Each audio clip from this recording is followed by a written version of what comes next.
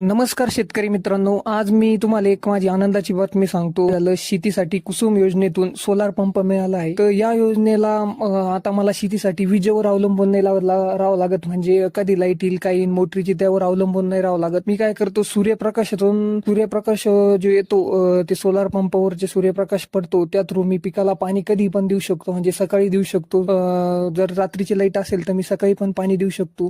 तुम्हाला माहितच असेल रात्रीचं शेतीमध्ये कसं राहतं, बिबट्या वगैरे हिंडत असतात. त्यामुळे ते आपल्याला पण धोक्याच आहे. त्याच्यामुळे मी सकाळी पण सोलार पंप चालू करून पाणी भरू शकतो पिकासाठी. आणि त्यामुळे माझी वीज बिलाची पण मोठी बचत होती. सर्वात महत्वाचं म्हणजे पिकाला योग्य वेळी पाणी भेटतं आणि उत्पन्न पण वाढ होती. हा पंप मला महावितरण व नवीन आणि नवीकरणीय ऊर्जा मंत्रालयाच्या PM कुसुम योजना टप्पा क्रमांक 3 ह्या अंतर्गत मिळालेला आहे.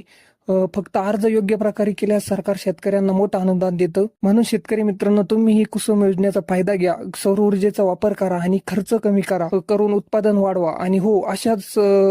आणि हो, या योजनेचा फॉर्म कसा भरायचा हे जाणून घ्यायचं असेल तर कमेंटमध्ये नक्की लिहा की फॉर्म कसा भरायचा. मी त्यावर स्वतंत्र एक व्हिडिओ तयार करणार आहे. तर अशाच नवीन नवीन व्हिडिओसाठी माझ्या चॅनलला लाईक करा, शेअर करा आणि जास्तीत जास्त सबस्क्राईब करायला विसरू नका. धन्यवाद.